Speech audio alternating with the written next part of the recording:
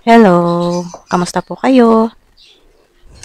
Silipin po natin kung ano ang mga love situations ng iba sa mga Scorpio ngayong mid-month of August.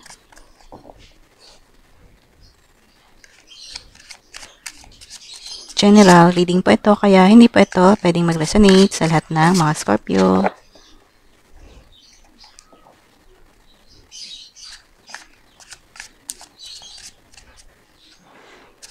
Scorpio.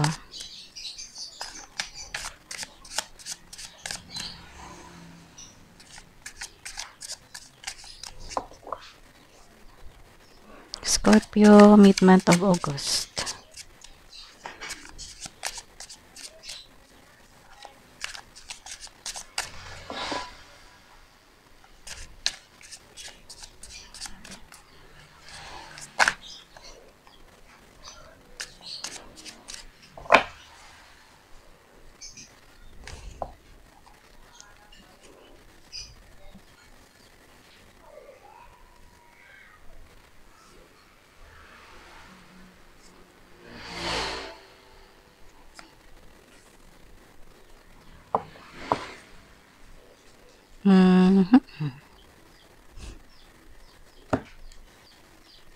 Feeling ko, ang iba po sa inyo ay natrap po kayo sa isang toxic relationship.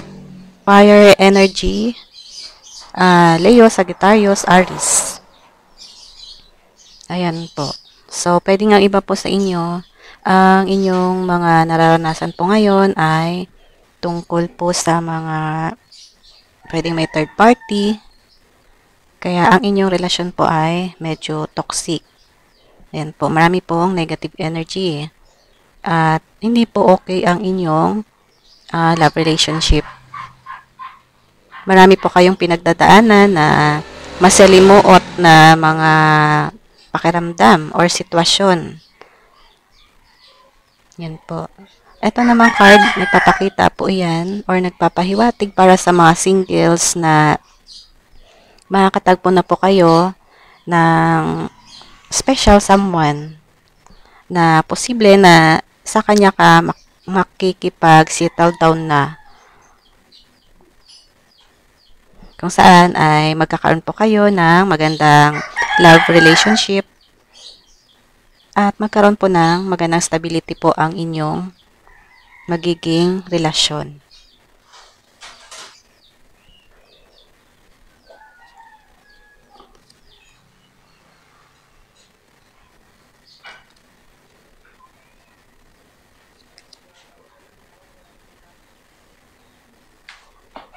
Okay, ano ko na nga po lahat. Para isang basahan na.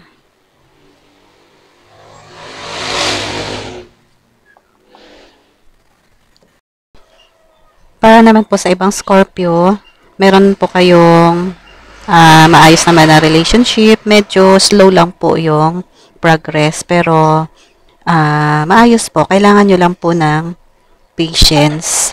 At itong card po, nagpapakita po ito na pareho po kayo ng partner mo na meron po kayong mutual understanding, mutual love, mutual respect, at talagang nakapokus po kayo sa inyong relasyon at pareho po kayo nag-e-effort para magkaroon po ng stability ang inyong relationship. Yan, para naman po yan sa ibang Scorpio na may magandang love life.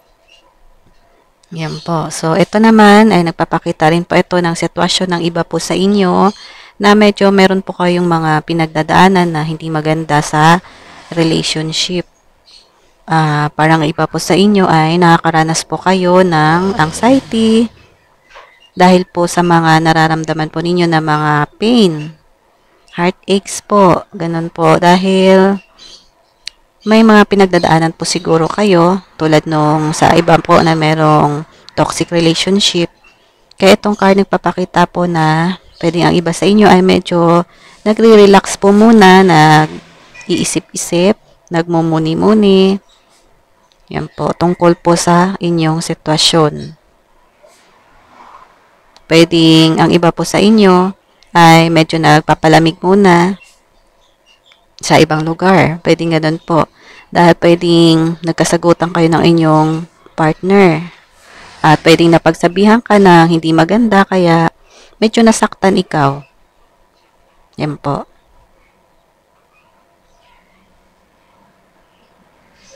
Pwedeng ito rin po ay sitwasyon ng iba sa inyo na merong problema po sa relasyon dahil po sa isang third party na nanggugulo po or nanghihimasok pa rin po sa inyong relasyon. Third party po. Ayan. So, ito po nag-a-advise na kailangan nyo lang po siguro na magpalamig po. Kailangan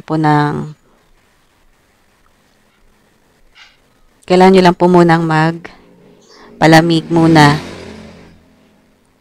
Or mag-relax po muna. Ayan po. Ito yung advice ng card na to para po sa iba na nakakaranas po ng hindi kaaya-aya na sitwasyon pagdating po sa inyong love life. Ayun. Ayun. So, para sa mga singles po, ay pwedeng ang matatagpuan po ninyo or makikilala na ninyo na magiging partner to be ninyo ay pwedeng financially stable na at ready na po siya makipag-commit sa'yo ng pang forever na po. Kaya pwedeng ang inyong magiging relationship ay pang long term na po. Ayan, para po sa mga singles. At may sitwasyon din naman po ito dito na para sa ibang singles na nagpapakita na hindi pa po kayo ready para sa isang love relationship. Dahil pwedeng yung tao na nakikilala po ninyo or makikilala pa lang or pwedeng nakilala nyo na ay feeling nyo po ay hindi po siya deserving para sa'yo. Kaya parang hindi ka muna makikipag-relasyon or ayaw mo muna ng love life. Yan po. So, yun. Kung resonate po kayo sa love reading po natin ngayong mid-month ng August, ay paki-comment na lang po. At thank you so much po sa inyong panonood po na aking video.